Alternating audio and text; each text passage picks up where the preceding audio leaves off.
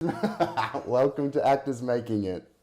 Thank you. Thank you. I'm so happy Oh, to be here. I'm happy to have you. Thank you so much for joining me. Of course. As you will know from listening to the podcast every week, I love talking to actors and hearing all about their journey. So really keen For sure. to kind of hear all about yours. So let's start at the very beginning. I think in some of the information that you sent me, you've been acting since you were a teenager. Your Mm, IMDb says you've been acting for about 10 years or so.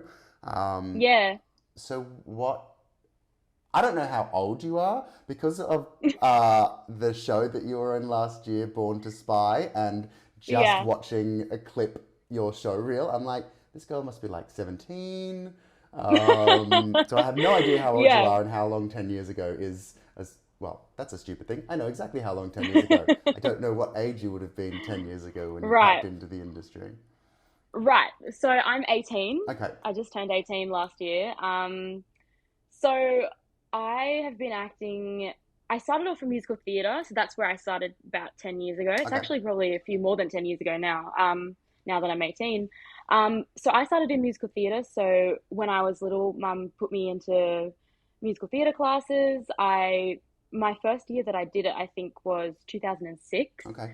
So I did, it was just like a drama class that was like in a little studio across from where I lived. It was really close to where I lived. So mum used to take me on Saturday mornings and I'd go to that. And I did that for quite a few years. I did drama in primary school.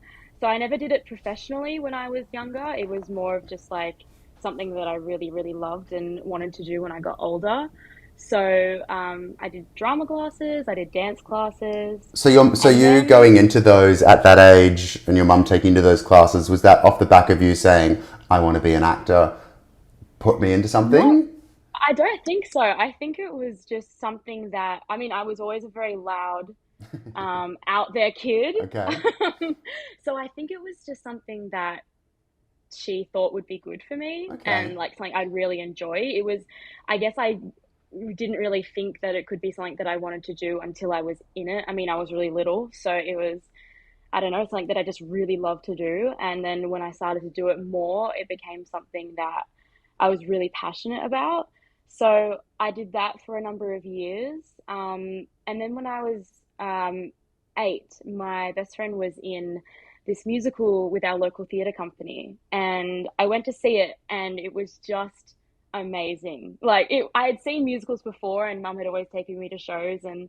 But just to see like people from like my town in this amazing show. It was just so incredible to me, and the fact that my friend was in it, and it was just like a little production, but it was just like I was just amazed, and I was like, I need to be in their next production, like whatever it is, I'm in it. Yeah, So the next amazing. show coming up was Annie. It was Annie, and I was just like, I have to audition. I don't care what role I get. I could be like broom number 4 and I want to be in it. Like, I was just so keen to be in this production of Annie. And so I went to the audition, and then I got a call back, and then I got in it. And that was kind of like the first production, or like, I guess, yeah, production that I was in. Yep. And it was incredible. I just loved going to rehearsals. I loved every moment of like the rehearsal process, and going for costume fittings and singing the music, because I'd never really done a lot of music stuff before. It was all dancing and acting.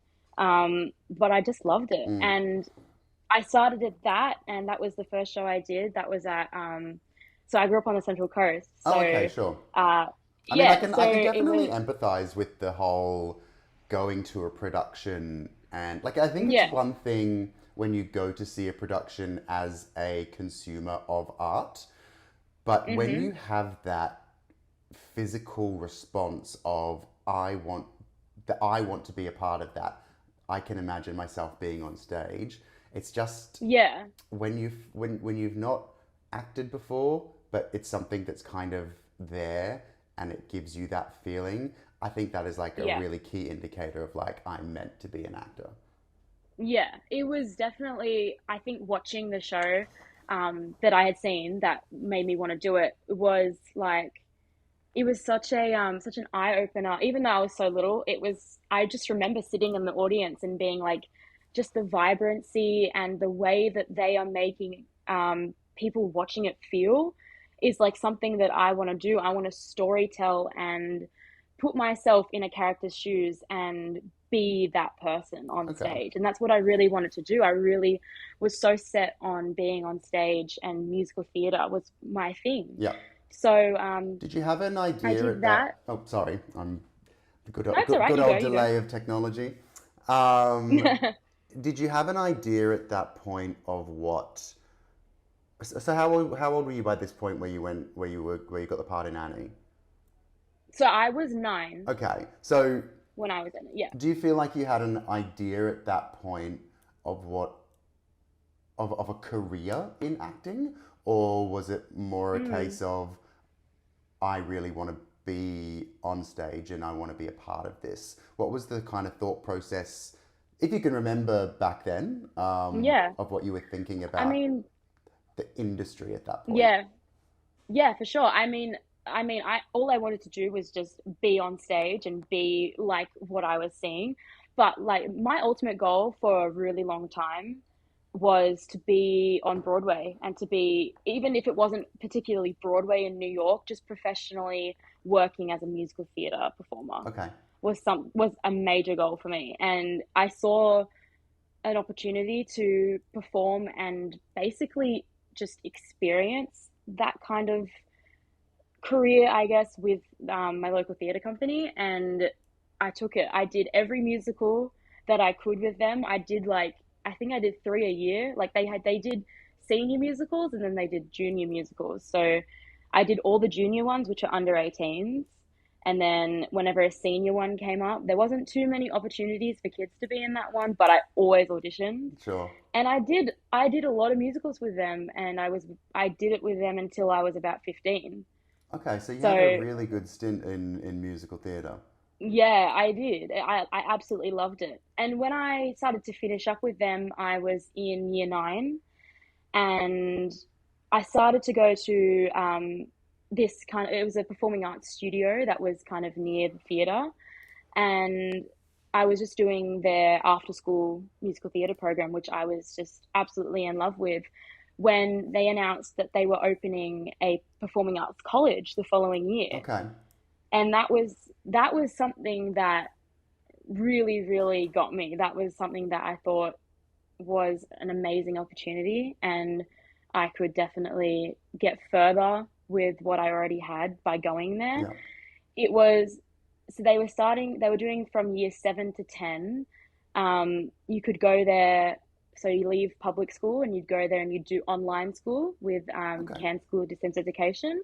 And then in the afternoons, you'd do performing arts. So you do about 3 hours of online school in the morning, and then in the afternoon, performing arts. And that was something that I really, really wanted to do, but I knew that it was going to be a big ask of my parents. Yep. So I had to really plan it out of how I was going to ask them. Were they supportive? Did you ask them? How did that go down? I did. So it was, my parents have always been extremely supportive of my It acting, and sounds like it. yeah, everything and my siblings as well, everything that we've wanted to do, that we have extremely supportive parents, which we're very lucky. However, the school was very expensive. Yeah. So when I asked my parents, it was a no Okay. straight away. It was a no, big no. Um, which I honestly I didn't want to take for an answer. Okay. So I was working. I've always worked as a waitress ever since I was about 13. I've done waitressing. So I started to save my money every week. When I got paid, I'd save my money, and one day I came to my parents and I said, "Look, I've got this money. This is how the school works." I wrote it out on a big form. I said, "This is how it all works. Here's how we're going to pay for it. And yes, I am going next year. I Thank love you." that. And we went to the information night, and we kind of got all of the information about how it's going to work and what it means, to be leaving school, basically leaving public school, to be really fully immersing yourself in performing arts. And we went, and somehow I managed to convince them and I was able to go, which I'm extremely grateful for. Fantastic. And Yeah. so when did you finish that course? So I went there for year 10. Yep. So I got my year 10 certificate. And then the next year, I was offered to study with them full time by doing a certificate four instead of year 11. Okay. So I chose to do that instead of going to school and finishing off high school. I chose to study performing arts full time, Hmm. which was a big risk.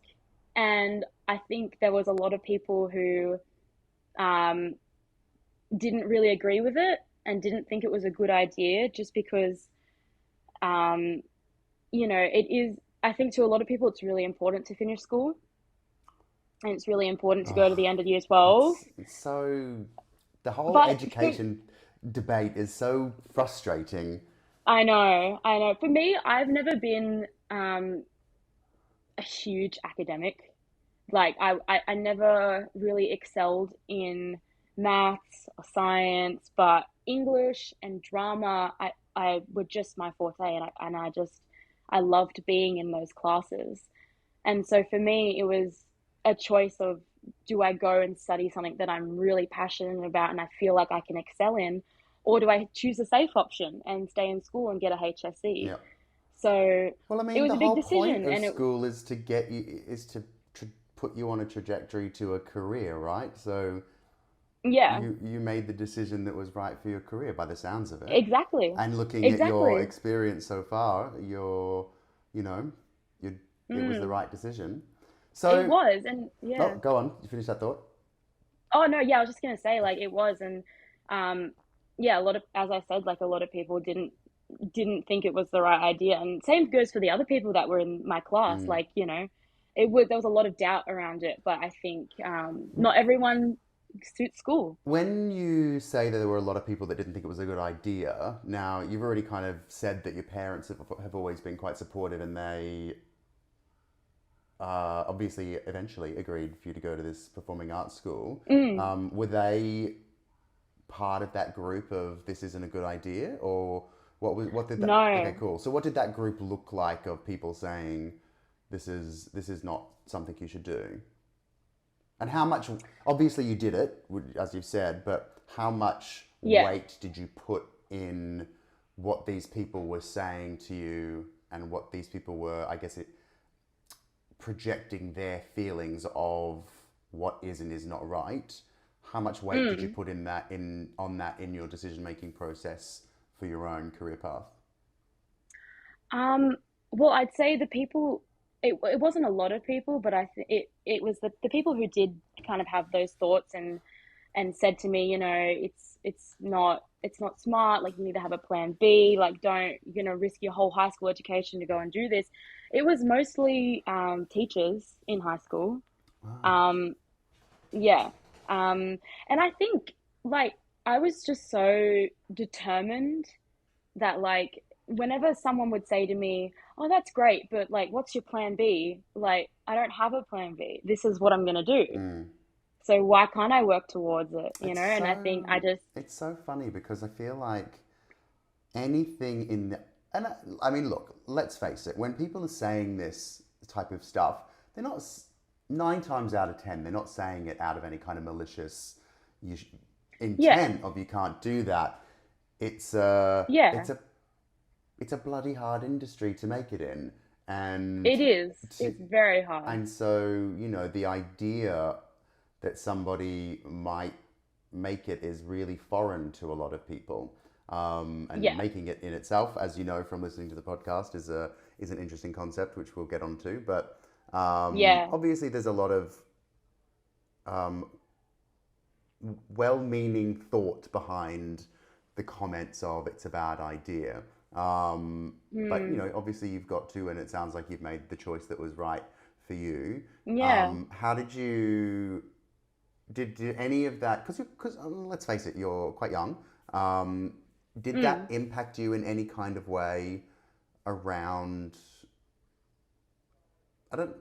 Yeah, I was going to say around mental health, but just from a decision making process and how that landed on you, did it impact you in any kind of way?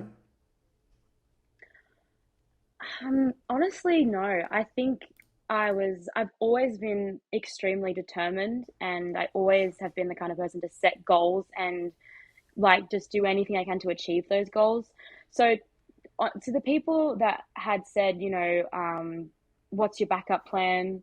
What are you going to do when acting doesn't work out? Like, it just kind of it didn't really phase me to be honest. It Sure. just didn't. I mean, not to be like, oh, I'm gonna make it. I'm really good. It wasn't like that at all. It was honestly just like, I this is my goal, just like any of your Hmm. goals. And whilst I'm young, I'm gonna go ahead and do everything I can to achieve it. So why not? To me, there was like, what's the point of wasting time on thinking about a backup plan when I could just put all my time and energy into this one plan? Exactly. And that's what I And did. the reality is, and I think this is one of the problems with society, and I covered this a little bit with a previous guest, David Clark, a few weeks ago around the systems that society puts on us and the Mm. perceived things that you need to achieve at certain points in your life to get Yeah. somewhere, or by what you should have achieved by a certain age. And the reality is, even if you get to 30, 40 years old and go, you know what, I've achieved everything that I want to achieve in acting and it's not for me anymore and I want to do something else. The reality Yeah. is, you can go and study again at the age of 40 if it's something that Yeah. you want to do, or 50 or 60. You can 100%. change your career at any point in your life. Exactly, exactly. And that's kind of what I've always said. Like, a lot of people were a bit iffy about me leaving school so young to try and pursue a career that isn't guaranteed. And I said to them, there's so many other options other than going through school and getting a HSC at the end of year 12 and Hmm. then going to uni and going through the motions. Like, I can do this. And if I've always said, if one day I turn around and go, actually, I don't want to do acting anymore, I can go to TAFE and do a bridging course and get a HSE and an ATAR through that. And then I can go to uni. Like, there's just so many options that I think, especially young people, like people that I've talked to, didn't realize were an option. Yeah, exactly. And yeah, there's just not one way of going through your education. There's so many Or different just options, life and in yeah, general. Like, exactly, yeah, if people want to get an education, go out and get an education. But, some people, some just can get out there and make something of their life. I mean, I personally finished year 12, but then I got accepted into a acting academy in my last like semester of year 12, and then didn't really yeah, bother with the final exams. I was like, wow, I'm doing what I want, so yeah, it doesn't really matter. And I didn't go yeah, to exactly, university. I didn't, even for my professional career. Like, I have a really good professional career. I didn't go to university for that. I just School of Life, yeah, which is the best school when it yeah, comes to acting anyway. yeah, for sure, definitely.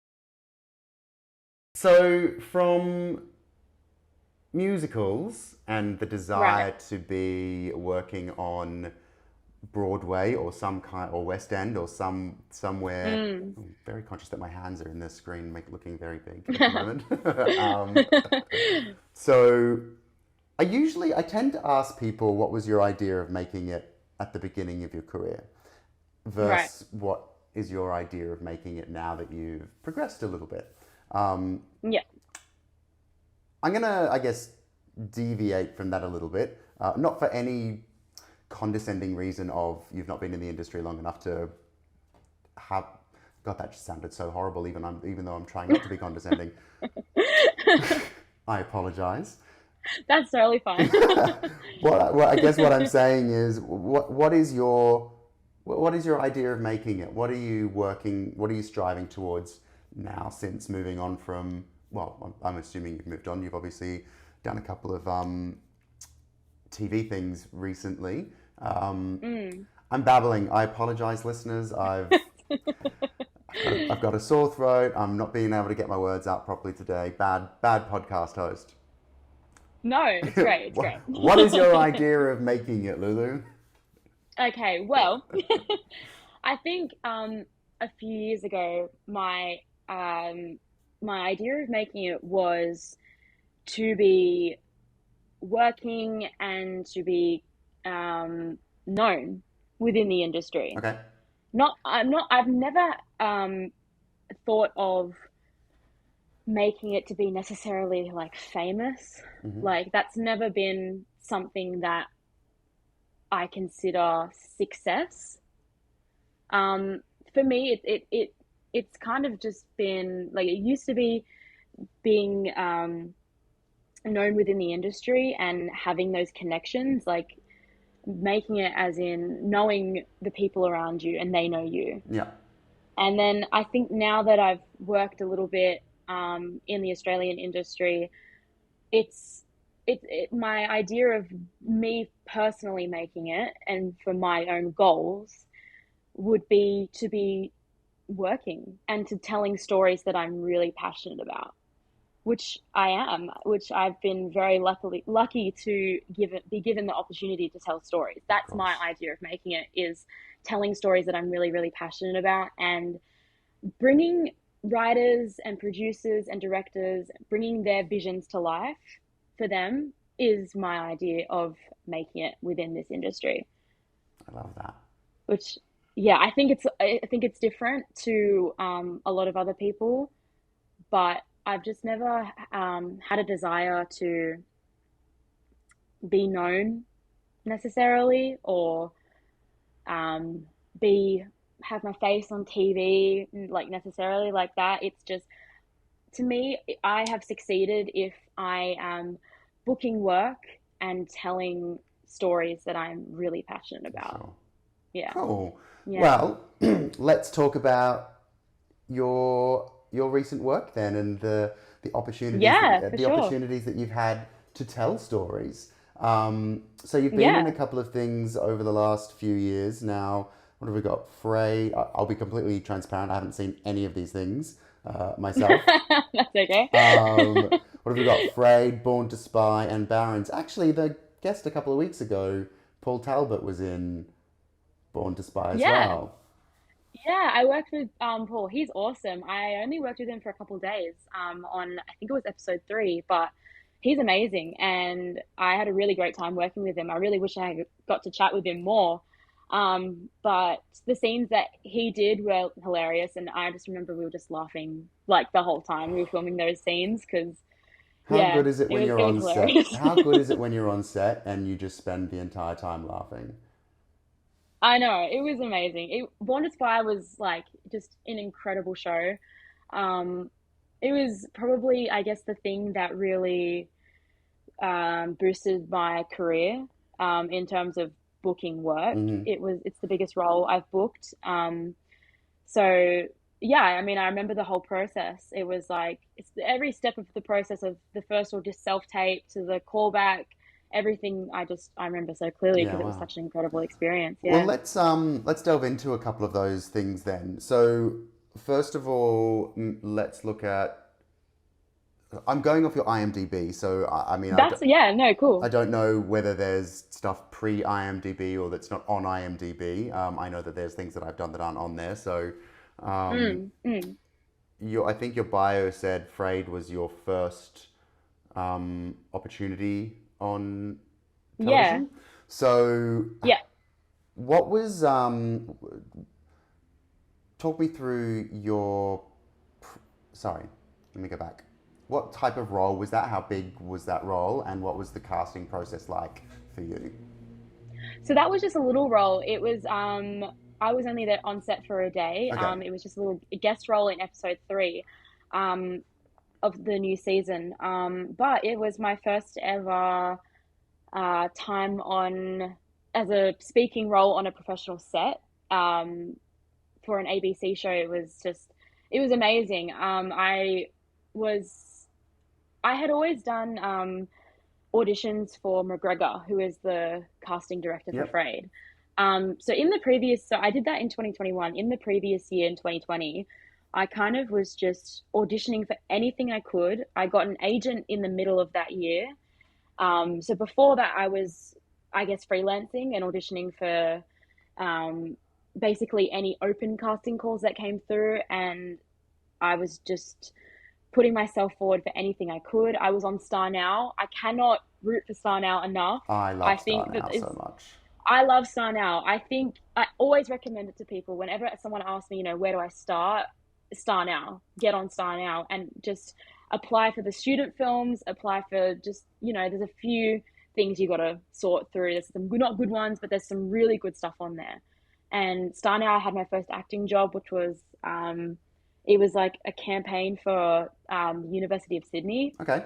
It was a couple of years ago, but that was my first thing, and I was just so elated to be there. It was just amazing.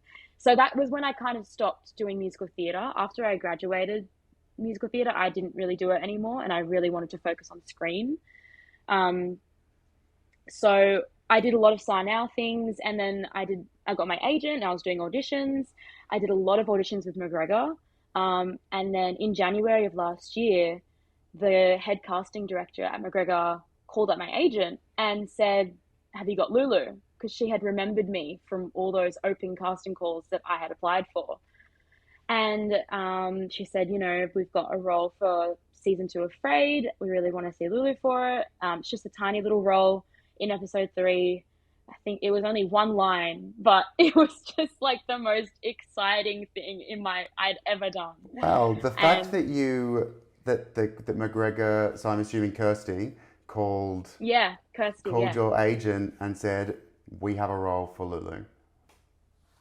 Yeah, well, they wanted to see me quickly film the tape. So I was at a boxing session with my brother, and my agent said, "What are you doing?" And I was like, in the middle of a boxing session. She's like, "You need to get home and film this right now. They want to see you afraid." And I was like, "Oh, okay." So I really quickly went home. She sent me the script. It was just one line, and she was like, "I need this back within like an hour because like they need it straight away." And I was like, "Okay." And it was funny because this has actually happened a few times before this. Like getting those last minute auditions, it's happened quite a few times for me. Um, but yeah, I got home, I filmed it, and then I got my friend who lived across the road from me at the time. She was always the one to help me out with auditions. So I was like, I quickly called her up and I was like, "Come over, I need you to help me film this audition." So she comes over, and it was just one line. So I kind of did a couple takes differently, just to put together, and they can choose from that, see if they like it. I sent it off, and to be honest, it was just another audition. Yep. I'd done a lot of auditions previously to that, and I didn't think much of it. Like I was like, this is an amazing opportunity. Um, I hope I get it, but I couldn't. Obviously, it never happened before, so I couldn't really see myself getting it Sure. because it just seemed like something so surreal. And I'd done lots of extras work, um, which is something that I really, really loved as well. Um, and so the next day after I did that audition, I was an extra on Mr. In Between. So I went to do that. And then when I got home, my agent called me and I got the role. And it was amazing. It was my first ever role on anything Yeah. screen wise. I'd done a short film before that for Afters, but this was the first time I was going to be on a professional Australian TV Yeah. show, and Well, it your was amazing. first, I think the first casting through a professional casting director and getting the role, that must have, I mean, I can imagine feeling completely elated by that. Yeah, it was amazing. I didn't know what to do with myself. I was a bit speechless. And even though it was on, I had one line on the show. I, I when you watch it, I'm like there for like 30 seconds, but every moment that I was on set for that, from getting to set, like they put us in a motel room before the night before the shoot because we were shooting in Newcastle, so Okay. it was a bit of a drive from where I was living. Um, but yeah, they put me in a motel room, and that was just like the most like exciting thing ever. And then I went like from the moment I stepped on set, and like at first when I got there, they actually thought I was an extra. Okay. So they put me in the extra section, and then they came over and they said, "What's your name?" And like, "Are you an like say if you're an extra?" And I was like, "Hi, I'm Lulu. I'm playing Amanda." And they were like, "Oh, Amanda."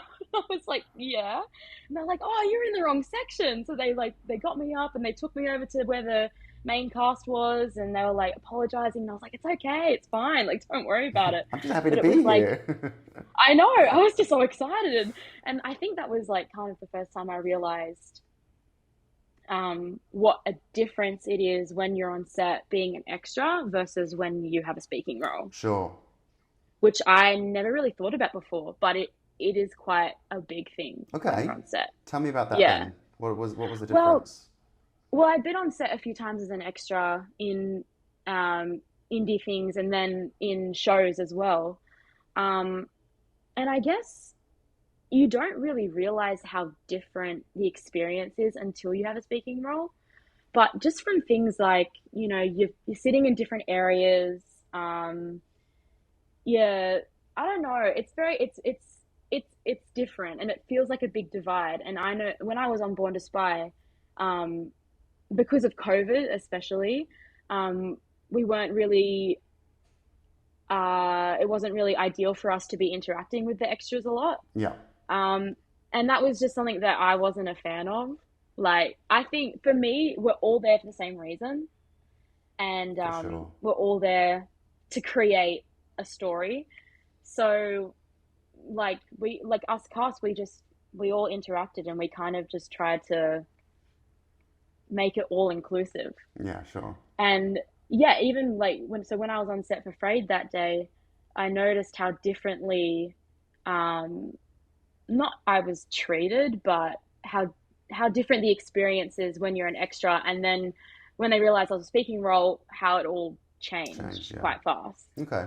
Yeah, yeah, Yeah, but interesting. yeah. And now you went on to, so Born to Spy, were you a lead on Born to Spy? So yeah, I was a supporting lead, so I played the lead's best friend. Okay. I was on it. I was on it for the full 3 months of filming and the rehearsals before it. Um, I only did one self tape and then one callback. So I did a self tape the same week I filmed Frayed. Um, and I sent it off, didn't think anything of it. I never really do. When Sure. I send off an audition, I never really think anything of it because I feel like if I get wrapped up in it, it's just never gonna leave my mind. I think that's a good So, headspace to live in as an actor, uh, especially for with sure. how many no's there are. So, as you're aware. Mm, yeah, for sure. But yeah, so I did the self tape, and then the day I was on set for Frayed, I got a call from my agent that they wanted me to come in for a callback. So I had never been to a callback before for anything on screen, so I had no idea what to expect. But they sent me the episode 1 script, which had my name watermarked on it, which I just thought was so cool. I was just like, this is amazing. Like, I don't care how the callback goes. Like, this is amazing. Um, and yeah, I went for the callback, and I put everything into that callback. Every single like I only the script that they gave me for the callback was only like I think a page and a half, but I practiced it like 3 times a day. I wanted that role so bad. I don't know what it was. Something clicked in me that was like, I think from going on set for Frayed, it made me realize this callback is my opportunity to get this role and begin my career.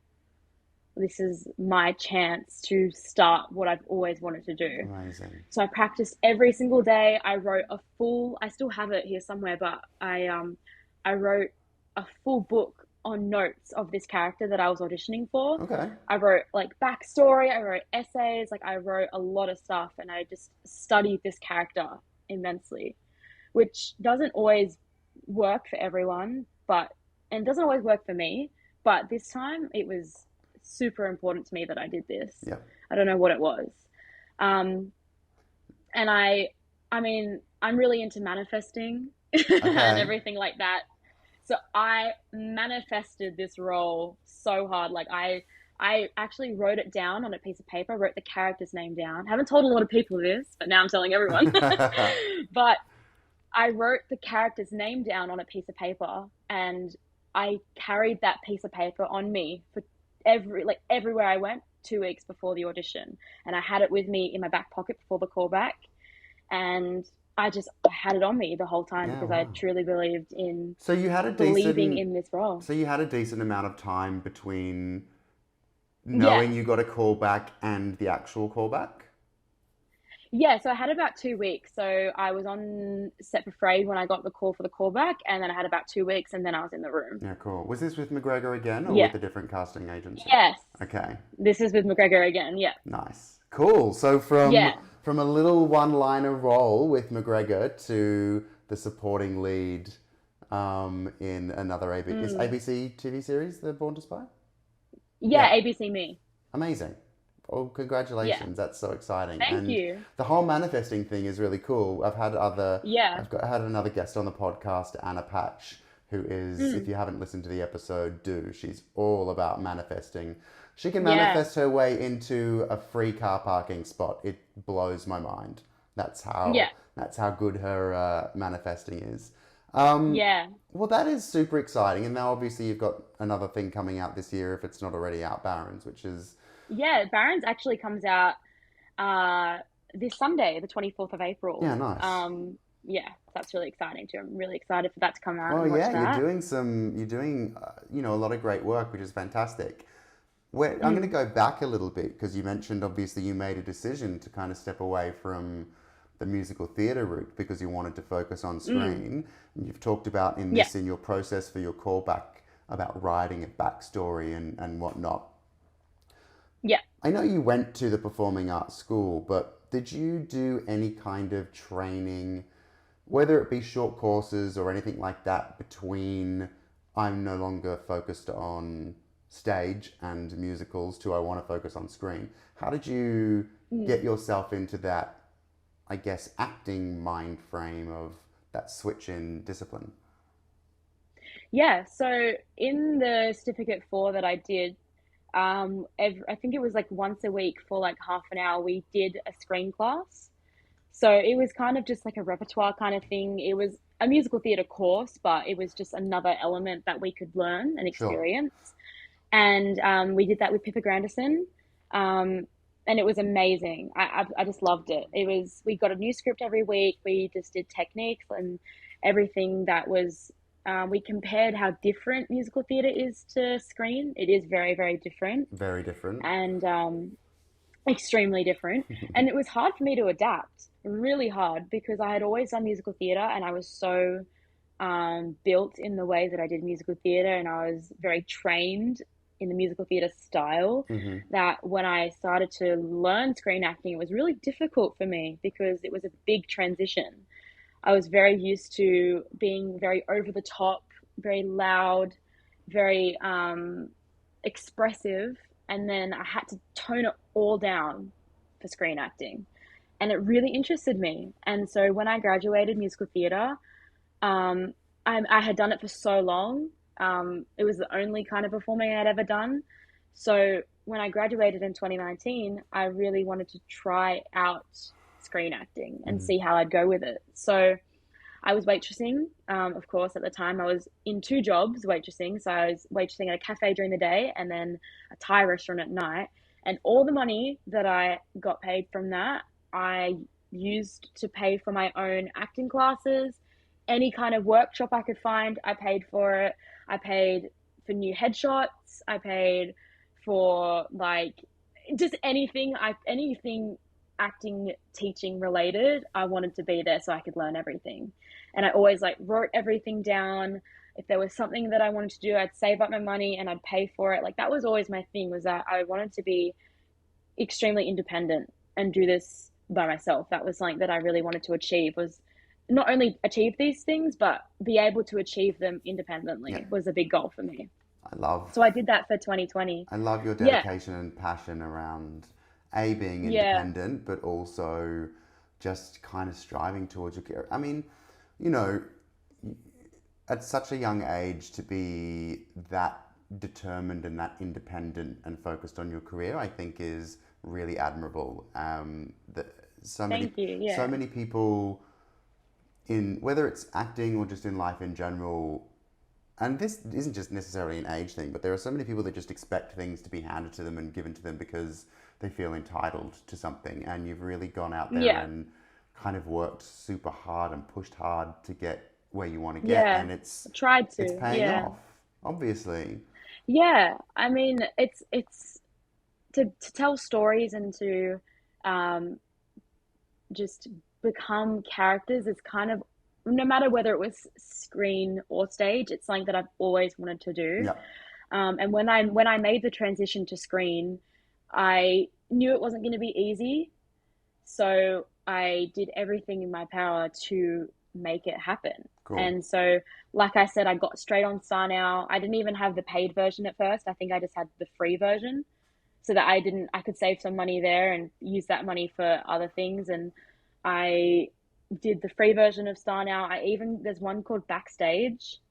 So I was on that, like I was on everything, and I got new headshots, and I kind of, like I said before, was, I guess, freelancing for most of that year. And just, I was on all of the audition call outs on Facebook and Yeah, like all that kind of stuff, just looking for any open calls that I could apply for myself without having an of agent. course. But then always wanting an agent, like I'd always wanted an agent, but I thought I'm going to see how much I can do, and then I'm going to get an agent to help me further Yeah, from that. nice. So Yeah.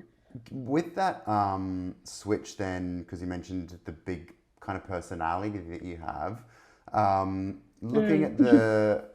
the your show reel, and I'm assuming clips from Born to Spy, it looks like it's quite a big outgoing personality in that Yeah. character as well, which obviously would have suited you really well. No idea what Barron's is like yet, because obviously it's not out. But have you experienced, or what have you experienced when it comes to your own thought process about you as an actor, as you've made that switch from something that you were so comfortable in and so confident in as far as performing on stage is concerned, to switching up and going straight into, a supporting lead role on a TV series? Mm. Well, I think no matter whether I was doing stage or screen, the type of characters I was playing was always big out there characters, characters with attitude, characters that are not afraid to say what they think. And um, so I think even when I get auditions, it's always those kinds of characters. And then Okay. I find when I get auditions for characters that are a little bit quiet, I'm not too successful. But I think the main I guess difference and change and transition was, I think with screen, I had to kind of, even though I was playing the same, I guess, personality, the transition was bringing more realism Yeah. to it. I think on stage is very materialized, it's very vibrant and very animated.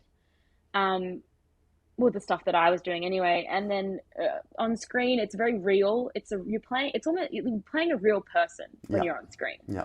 This is a real human, so you have to be a human, and you have to bring realism to it. So I think if that answers your question, I think that was the biggest transition I made in terms of my process of coming into a character.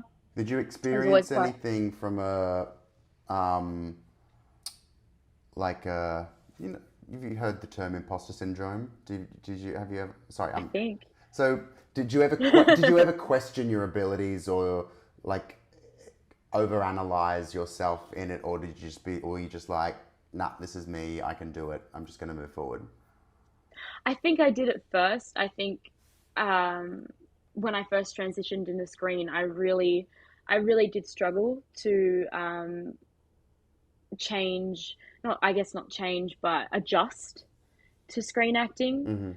Um, but I think it was just a process of realizing, and I realize now that when you're acting, you're being a human. You're not being a character, a fake thing. You're being a human. Yeah, It's still a person. And when I'm like now, I've learned that when I'm saying lines or when I'm performing a scene, it's you gotta just be in the moment and just be a person 100%. and not be afraid to. I think when I was doing stage, I was afraid to do things like I don't know, like scratch my face or like do little human things. But when I was doing screen, I was like, no, I can do those things because humans do those things. Yeah, So I think that was the biggest learning curve, was amazing. that when you're acting, you're a person. Characters are people. Just a person. Yeah. Amazing. So, what's next for you? Do you have some stuff in the pipeline already, or are you now on the, I guess, the cycle of, okay, I need to audition and secure my next gig? What part of the process are you in for your acting career now? Well, I'm waiting for Barons to come out. That'll be amazing to watch that. So that's like the next project that to be coming out. But the latest thing I'm actually working on, and I can't say too much about it, but it's the first time I've ever done it, and I'm doing a play. Okay, cool. Yeah, So which back is on stage. yeah, back on stage. Not singing or dancing, but acting on stage. And I've never done a play. I never really thought I'd do a play, but I worked on a web series last year, and I worked with a girl who was an Australian playwright. Her name's Lanika Den. She's amazing, amazing, talented girl. And we just talked about plays, and I really became really interested in it. And I thought it was like such a interesting. I guess it's not an industry, but it's different. It's not the screen industry. It's its own thing, and I thought it was really great. So I made that a goal this year to or at least audition for a play, um, and I did, and I didn't get the role at first, but then there were some changes, and I ended up getting the lead, and I'm so Wow. excited to be doing it. That's super Yeah, exciting. Okay, well, I yeah. guess you can't tell us when it's out and what it is for people to look out for it and book it, but I'll make sure There'll people be information follow coming you on soon. social media so that they can check it out. Yeah, for sure. Do you have aspirations to relocate overseas, or do you think you'd like to kind of stay focused on the Australian industry? Yeah, so a lot of people ask me that quite often. I guess it's a like a big question when you say that you're an actor. People always say, you know, you're going to move to LA. Are you going to move to, I guess the US is the biggest, it's got the biggest industry over there. But I've never really had a desire to move over there and audition. Since I've had some success here in the Australian industry, I'm honestly just if I stay here, I'm happy to Sure. do that. Like to me, it's just about if I'm given a like a great story and a character that I would love to like fulfill the vision of and like be in the shoes of that character, no matter where it is, I'm happy to do it. If I'm given the opportunity to work over in the States or work anywhere else, I would love that and I'd be so happy to do that. But it's never really been like a massive thing for me to get over there and start auditioning. Sure.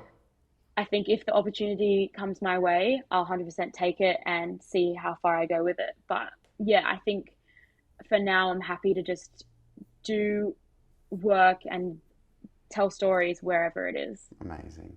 Well, look, Yeah. we've been on this call for nearly 50 minutes, and I feel like I could keep talking Yeah. to you all night. But we don't have all night.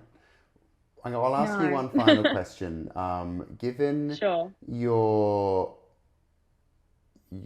given where you started and kind of where you are now, if you could give young aspiring actors one piece of advice for their journey, what would it be?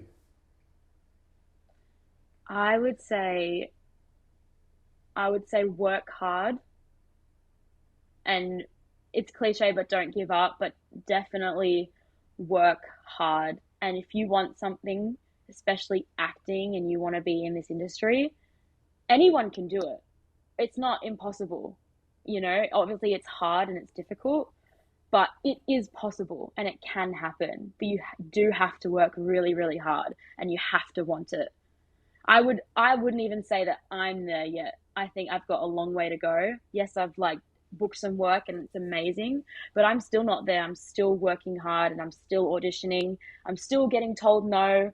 I'm still not, I'm still going head to head with people and then missing out. So it's a never ending cycle, I guess, of working hard. Yeah, So I'd say work hard, because if amazing. you want it, it can happen. Of You just got to course. work for it. Yeah. Even though I said one final question, you've sparked another question. Um, Yeah, for sure. you've obviously now proven yourself, and you've just said, you're still auditioning. So you've proven yourself. McGregor have got Yeah. you in a couple of times. Which Hmm. casting agent was Barron's through? So Barron's was more a Faye. Okay, cool. So, So yeah, that casting process was a bit different as well. They actually had that. I didn't even really audition for the show. They asked me to just send a chat to camera, okay. and then they booked me off that, and then told me what the show was after I got the role. Okay, interesting. Yeah, so that was all of my auditions have been Well, that's very fun. interesting processes. Yeah. I guess my now final question, unless you spark something else, is it was just the comment on you're still auditioning and you're still getting no's. So you've now Yeah. proven yourself to these casting agents. Mm. They're two of the major casting houses in Sydney. So Mm. you've now proven yourself to these guys. How often have you seen an upswing in how many auditions you would get brought in for before you'd booked a couple of gigs versus how Um, many auditions you get invited to now? no. Oh, really? I'd say it's no. I'd say it's the same. Okay. I mean, I'd say since I got my agent, I've been doing at least one audition a month before that, and I'm still doing maybe one One a audition a month. month. Okay. I think people in the industry may know me, but I'm still not getting. I'm not, because just because I've done those shows doesn't make isn't making me get more auditions and Sure. more opportunities. I'm still hustling. Oh, of course. I wasn't Yeah. suggesting or anticipating you wouldn't still be hustling. Oh, Um, no, no, no, but yeah. but I was just curious to see whether there was, because I guess a lot of the I don't know if it's the stories we tell ourselves or there's so much conflicting advice and information Yeah. out there from people who, what's the word, profess to know about the acting industry, about once Yeah. you need to prove yourself to casting directors, and then once you've proven yourself they'll get you in more and more. So I was just curious Yeah. whether that's something that you'd experienced, or just a Yeah. situation that the roles were right for you and therefore it Yeah. I wasn't. mean, yeah. I mean, I guess some of the auditions that I've gotten since being on those shows, I've gotten the auditions because they've known me from being on those shows, Okay. and like they've recognized me or they've managed to get my contact information, blah blah blah. But I wouldn't say that I necessarily have gotten more auditions because I've booked work now. Okay, cool. Yeah. All right. Yeah. Lulu, thank you so much for spending your Wednesday evening with me. Thank you for having me. This has been It's awesome. been a pleasure to learn about your journey. And look, keep up the hustle. You're obviously doing an amazing job, and I'll try and watch Barons when it comes out. Do you know what channel is it on? It's going to be on ABC Okay, cool. on Sunday the 24th at 8:30. Nice. Well, there you go. All right. Well, thank you so much. Enjoy the rest of your evening, and I'll Thank speak to you you. soon. Good luck with your journey to Thank you for making it. having me. Thank you.